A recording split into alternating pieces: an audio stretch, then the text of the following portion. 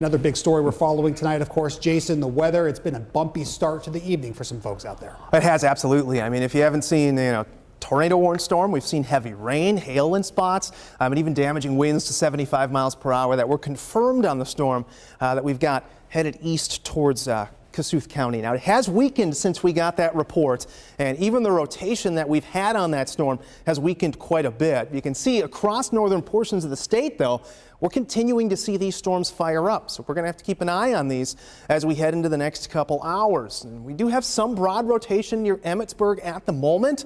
We'll take a look at the shear tracker here, and it is picking up a bit. So that storm ingested some moisture and some other showers and storms as they moved in from the south, and we'll see if that can get its act back together and start rotating again. But for now, we do not have an active warning on that. And even the winds, got some strong winds southeast of Grettinger, otherwise north of Emmetsburg is where the strongest winds sit at the moment. So let's go back to radar here, and I kind of want to push on down to the east here as we've seen some more showers and thunderstorms fire up Algona. You're getting some rain, but the lightning in some of these off to the east has just not been there. And you can see a lot of just shower activity. We get upwards towards Mason City, and even some heavy showers and perhaps a strike of lightning or two just to the southwest of Mason City. Statewide, still dealing with some showers and some thunderstorms to the west too. That area will likely again grow at least a little bit as we head into the next couple hours, but the main area of concern is immediately along the warm front through northern portions of the state.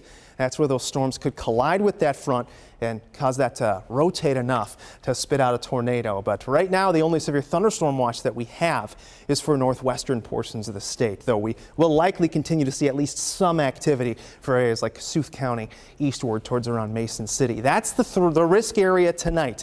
This is a level 2 on a scale that goes up to 5. So again, not that elevated, but a lot of the tornadoes and a lot of the severe weather we see happens to be during these types of outlooks. So we zoom out a little bit, and you can see the threat for tomorrow encompasses most of the eastern half and really eastern 2/3 of the state.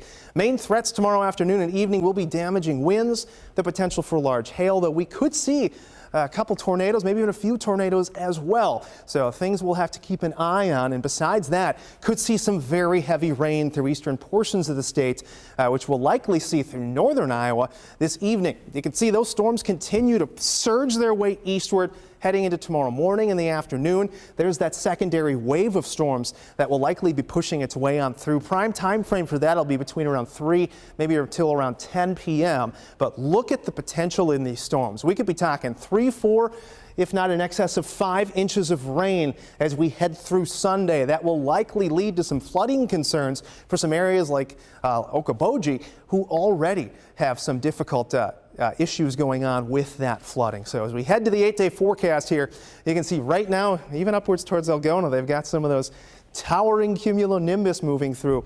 And then we catch a break after Saturday, get a sunny and warm day, 89 degrees, with more chances for storms on Tuesday and to end your next work week.